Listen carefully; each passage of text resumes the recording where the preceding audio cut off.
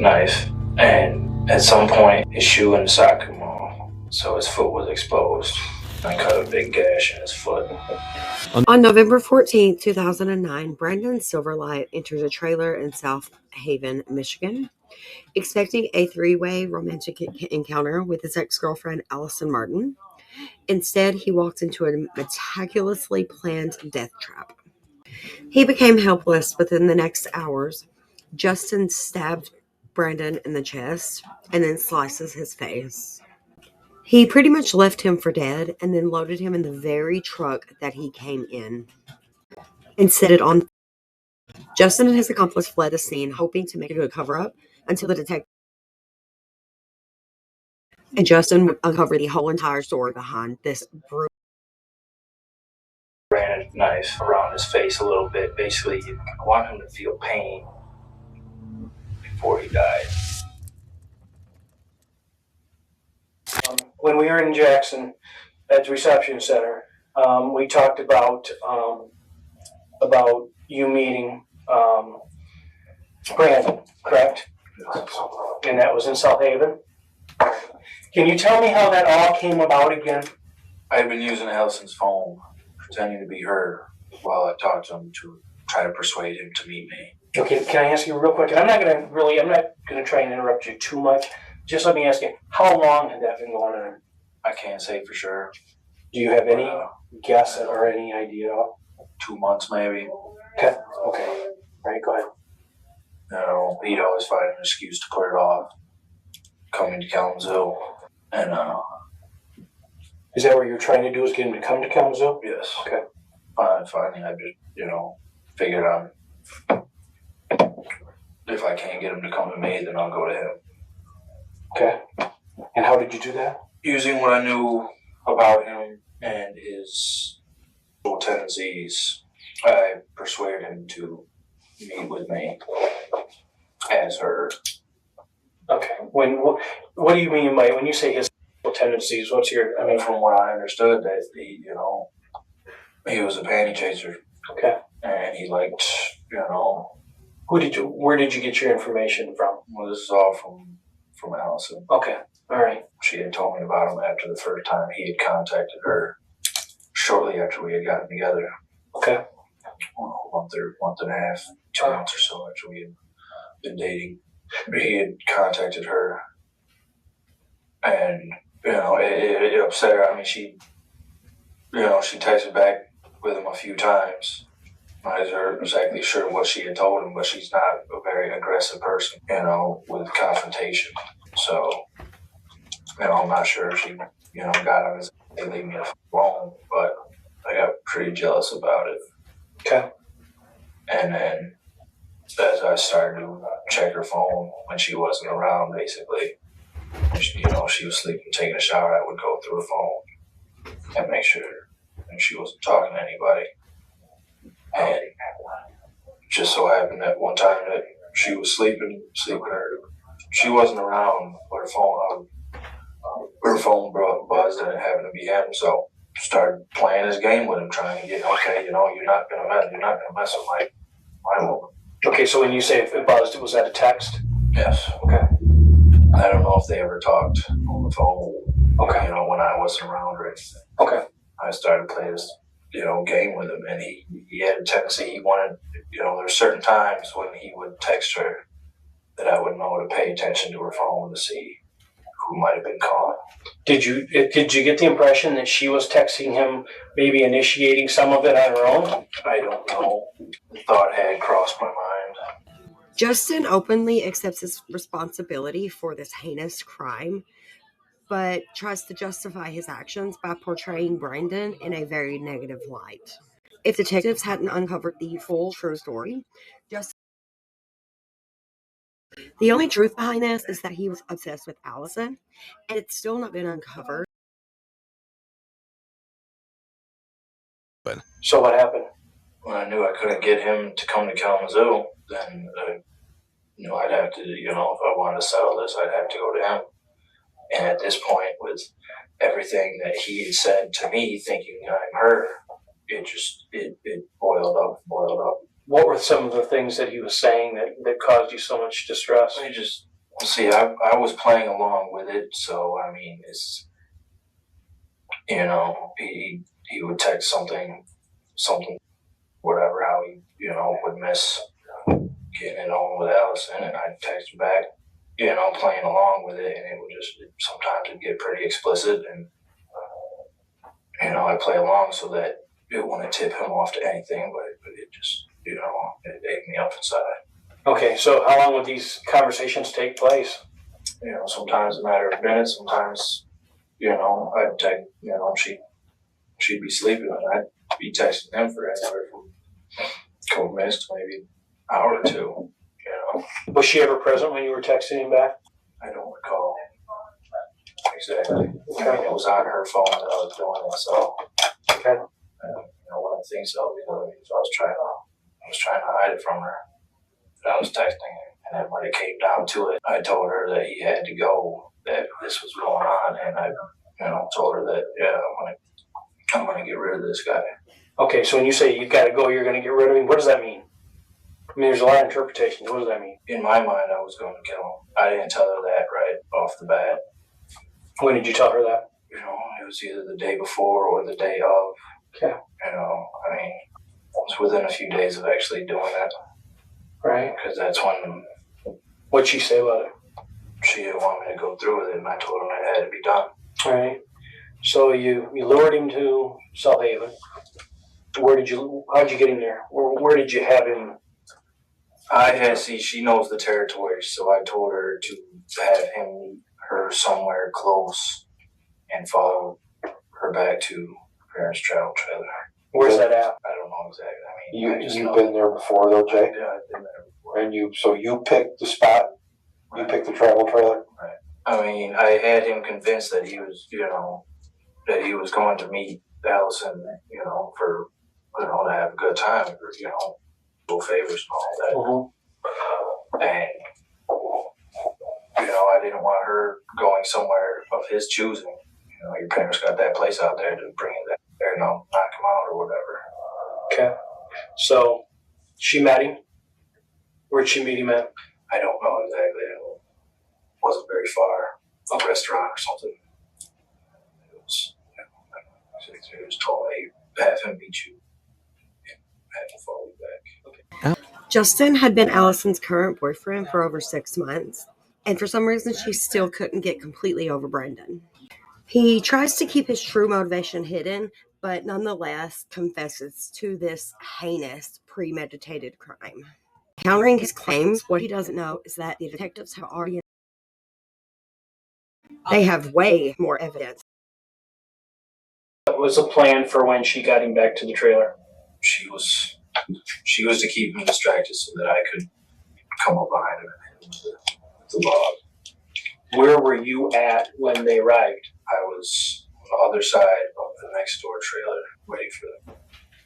I crept around once the headlights killed off. I crept around. Then what happened? I hit him with the log. He ever see you? He didn't notice until I hit him that first time. Where did you hit him? I tried to hit him in the head, but I must have caught him on the shoulder because it wasn't a solid hit. Because if I would have caught him in the head, he probably would have got knocked out. So it didn't knock him out? No. So then what happened? I swung 3-4 times, and when he was stumbling around, after the third, fourth time hitting him, I grabbed him up and got him in a chokehold. We ended up wrestling around. He finally passed out. We're on the ground at this point? Yes. Now, you say a club. Can you describe this club? What is it like? Anywhere about yay big. Is it round? Roundish. I wouldn't say perfectly round, but roundish, yeah. Where did it come from? I had found it one day. I can't remember if I was doing yard work or if I was walking home or something, but it was right by where we live in Clover Street. How long was it? It was 4 feet, maybe 3.5, 4 feet or so. What you're kind of describing, and I don't want to put words in your mouth, but is it kind of round in spots and flat on the ends? Do you know what a landscape timber is? They're it's almost like a 4x4, only it's rounded. The bulk of it's rounded, but then the two ends are flat. I know what you're talking. I don't believe it was. I don't believe it was like that. Was it similar to that, or Similar. One end was flat, as in it had been sawed, and the other end was chipped up, and like maybe it broke off or something. did you modify it at all? You just took it as it was. Okay, so then you choked him out, Yes. and this is, where is this at? It's on the patio of the parents' trailer. That cement slab patio. Okay, and then what happened? When I was satisfied that he was actually passed out and he wasn't trying to fake, so I let it go. I jumped up, I grabbed a roll of duct tape that I had set next to the steps. I taped up his hands How'd you tape up his hands? behind his back, wrapped it around his wrist a few times, and I wrapped tape around his ankles. Either in between then or right after then, I was when I first put the tape over his mouth, and I put tape around his hands and his ankles a few different times because he kept struggling. It loosened him up. I'd hit him a few times to, keep him from struggling with a little bit more with some tape too. It was just the beginning of the last day of the most horrifying night in Brandon's life. He ensured Brandon was helpless and powerless just before the attack, ensuring that this was a cold, calculated, premeditated crime.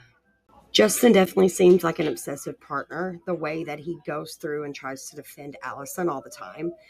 And in other words, Allison seemed to just have this residual hatred for Brandon.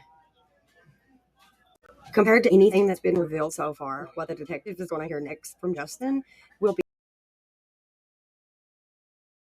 Pretty satisfied that he was restrained enough, and I went and I searched his pockets. I looked through his wallet, took his car keys, got into his car, did a quick overview of what was in there. I opened his trunk and began pulling stuff out. I pulled the sub out and the amp and tried yanking some more. There was more stereo equipment in there. Tried yanking it out, but most of it wouldn't come. You know what the trunk now of his car? At one point, I went back up to the patio to see what was going on. I told Allison that she needed to watch him and let me know if he tried anything. So she was up there keeping an eye on him while I was emptying out his trunk. At one point, I went up there and noticed that he was trying to get his ankles free. That's when I put tape around his knees, just under his knees. I don't know if it was right at that moment, but what I had mentioned, I put tape around his ankles and wrists several different times, and I probably, at that point, wanted to re-secure him. So, Did you mention? If you did, I apologize. When did you put duct tape on his mouth? I put a couple of strips over his mouth right after I had done his ankles and his hands the first time. At some point, I noticed that he was trying to get his mouth open, and he was, trying to scream and whatnot. So that's when I started wrapping it around his head. And I know I did it at least twice, two different occasions, about 3 or 4 times around his head. So then what? You got his trunk pretty much emptied out now? Of anything that I wanted to take out of it, yes.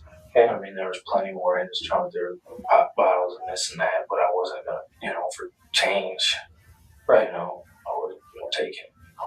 So you put him in the back of you got him in the trunk? Yeah, I drove to the car, put him in the trunk. Was he conscious at this point? More or less, yes. Okay.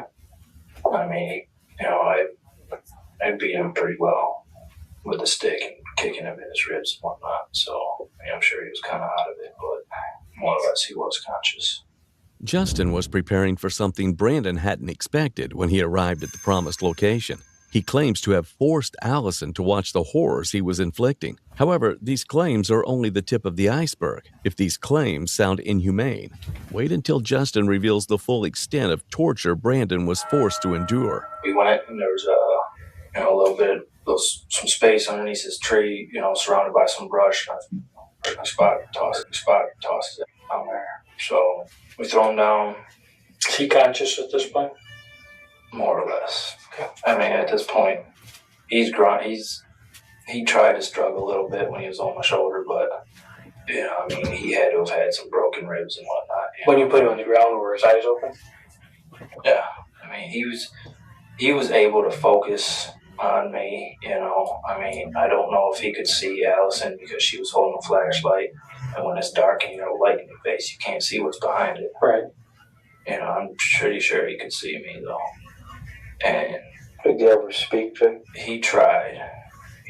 Could you understand what he was trying to say? Some of it.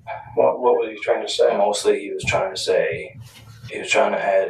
pleading for me to take the tape off his mouth so that he could, please. He kept saying please. And I told him there's no point. I said that a few times. There's no point in trying to plead with me. So now you get him down on the ground out in that brush. What happens then? I want him to feel pain before he died. I made Allison hold the light on him so that I could see, I took the knives that we had and, I didn't want to vitally hurt him at that point.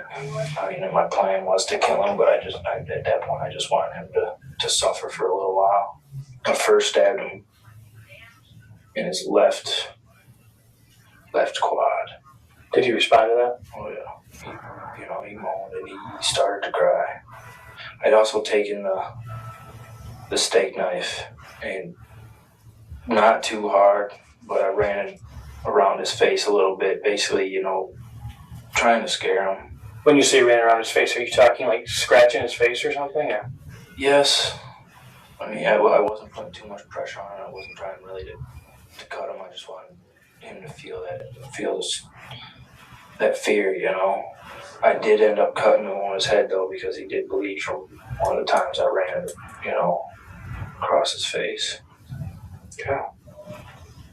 Stabbed him several times in the legs.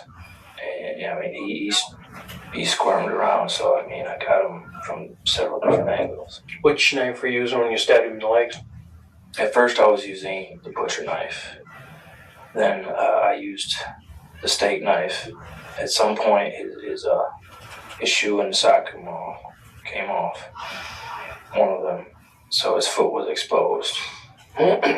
So I used a steak knife and I cut a big gash in his foot. What part of his foot? Top of his foot. Okay. Does he respond any every time you do this? Yes. I can't remember which angle, but I stabbed him in his Achilles tendon on one of his ankles with the steak knife.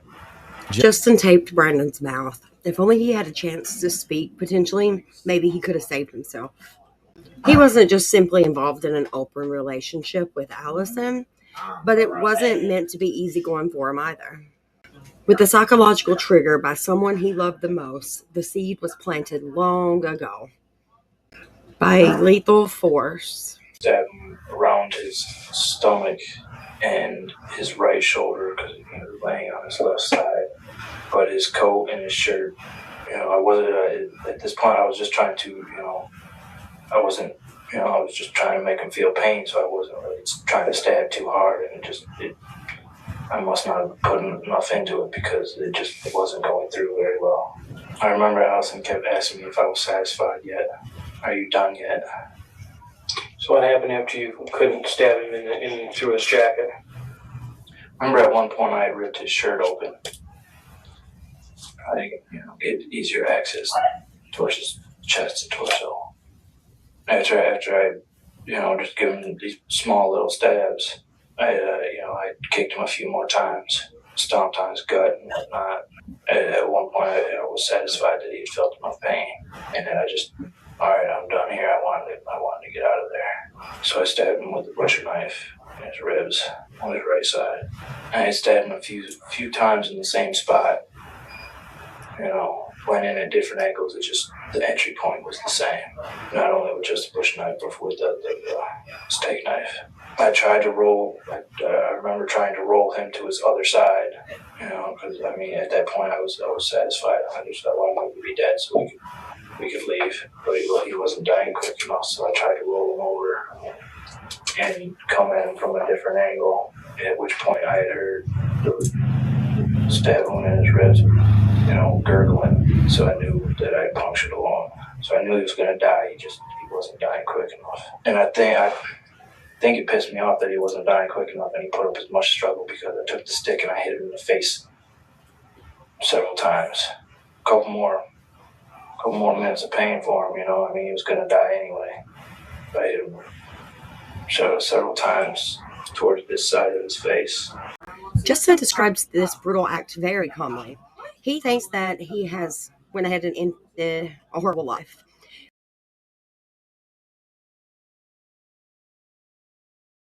And he was not the only victim in her wake.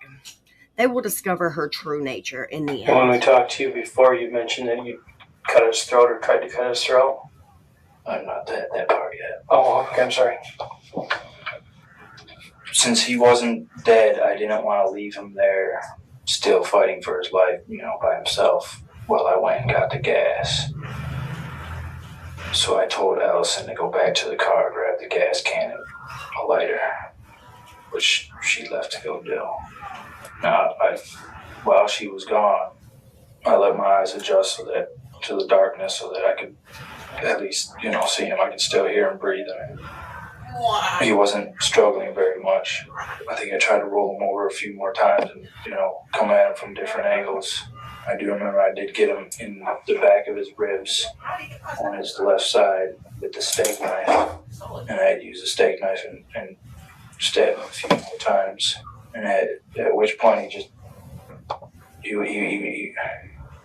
wasn't dying fast enough for my satisfaction. So that's when I don't know which side I did first. I can't remember how he was laying, but I sliced his neck on one side. And at some point he rolled to the other side and still wasn't dying. So I sliced his neck, and it was dark, and I tried to put enough pressure on it to, catch something vital. I knew he was going to die. He just wasn't bleeding fast enough. So if I cut his throat, the process would be quicker. Jay, did you tell him why he had to die? Did you tell him what he had done? When Allison went back to the car, I did say something still. What'd you tell him? I told him that he would never be able to hurt anyone ever again.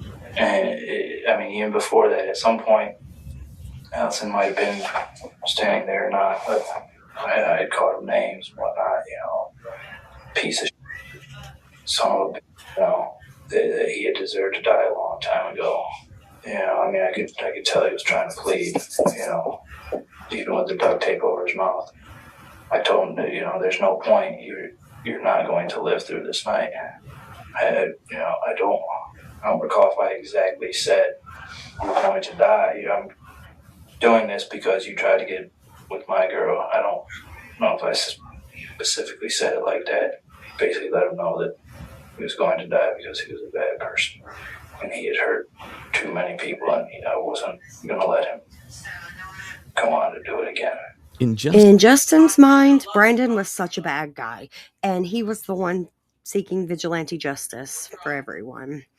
But the one who was behind it had to be a manipulative genius who had previously tried to talk other boyfriends into doing the same.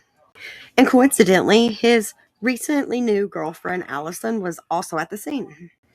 While meeting at a restaurant, she claimed that her ex, Brandon, had been harassing her. And, of course, this was the trigger point for Justin. The question that remains is whether her claims were real or fabricated. And either way, it sealed Brandon's fate and sent Justin to prison. I could tell he was about to die because his breathing became strained and it slowed, but it was deeper. Like he was, struggling to get his last breaths in. And at that point, she had been gone. In my opinion, she had been gone too long. I pulled my phone out and I called her, to find out what's going on. Why are you taking so long? She said she couldn't find the lighter. I said, well, I can't come back right now because he's not dead yet. Just keep looking, I'll stay on the phone with you for a minute, which I did. And she couldn't find a lighter, and she was pretty frantic at that point. I just involved her in something pretty heinous, and she wasn't taking it too well. I don't know how long I was on. A few minutes, I was trying to keep her comforted, not freak out while she was looking for this lighter. I told her, this dude's almost done anyway. I'll be back. I'm coming back. So I got off the phone, and I was satisfied that he had died at that point. So I ran back to the cars. She had already told me that she couldn't find the lighter in my leather jacket, so I didn't even try looking in there.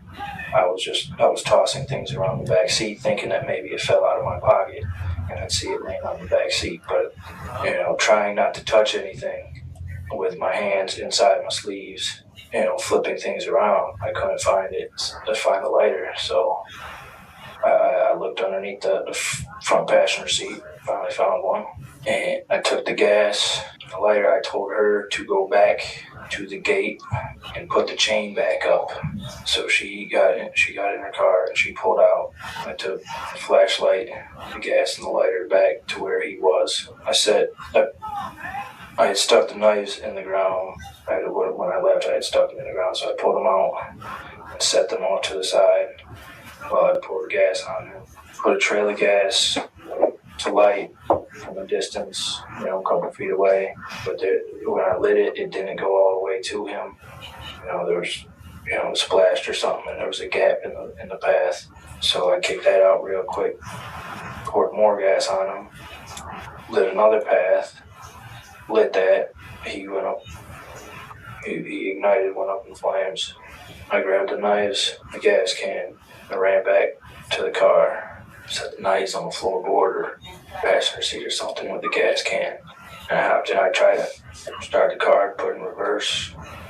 It wouldn't go. The front wheels were spinning. I put it forward, tried to rock it. It wasn't going anywhere. So I called her again and told her she needed to come back. And she came back. She parked on the road.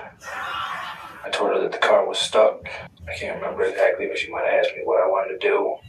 I was just, at that point, I'm just pondering, okay, I got this dude's dead body. I don't want to leave the car right here. But I didn't know how to get it out of there. I didn't think to have her try to pull up to it and push it out, anything. I didn't know. So after a minute or so, just thinking about it, I said, I'm going to torch it right here. And told her to turn around and pull down the road some ways. I was going to light the car on fire. I'm going to run to the car. Now she pulled down the road quite a ways. Poured gas throughout the inside of the car. Before she left, I made her take the knives because I didn't want to leave them there. When she took them, she put them in the glove box. I didn't find out until later, but she had put them in the glove box. Throughout the interrogation, Justin tried to downplay Allison's role, portraying himself as a lone vigilante. However, detectives had a cat-out-of-the-bag moment.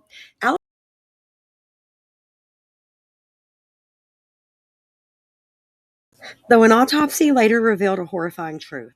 Brandon had inhaled significant amounts of carbon monoxide, proving that he was cruelly burned alive. Poured gas throughout the car. Put a trail of gas coming out the passenger, or the driver's side rear door. When I lit it, it didn't go up. Same situation with the body. It didn't reach all the way to the car. So I tried to use the gas can to throw gas to where it would, hit the car and hit the grass that was on fire so that it would catch the whole car. But it wasn't working. So I went around to the passenger rear door, poured a trail of gas coming out of there, lit that, and the car went up with no problem that time. I ran down the road with a gas can, a flashlight. I had seen the brake lights were quite a ways down the road, so I tried flashing flashlight to try to get her attention, to know that she needed to come back. I'm running. I can't really pull my cell phone out and say, hey, you're too far down the road. And, at that point, that's when the adrenaline that I did have wore off. And, I was drained. I finally got to the car and, I had her pop the hood, put the gas can in the hood, or in the trunk. I got in. We were driving down the road, and I told her, no, this didn't happen. Never speak of this again. I was very harsh how I told her, She driving? Yes. Jay, what The happened? club, it had to, I didn't take it with me it had to been laying close to the body. I remember using it to hit him in the head a couple times. I don't remember taking it back to the car. If I had taken it back to the car, I probably threw it in the back seat or something. That's the thing I can't remember. But I'm pretty sure I left it laying near the body. So now you get home. Well, we didn't talk very much on the ride home for the next 20 minutes. I'm a smoker, so running that distance to the car, and then all of a sudden your adrenaline just stops working. My lungs were shot, and I was just hacking and hacking and hacking for 20 minutes, coughing my brains out. We didn't barely talk the whole ride home. I remember I didn't want to touch anything because I knew I had blood on me and blood on my hands, so I kept as still as possible for the whole ride home.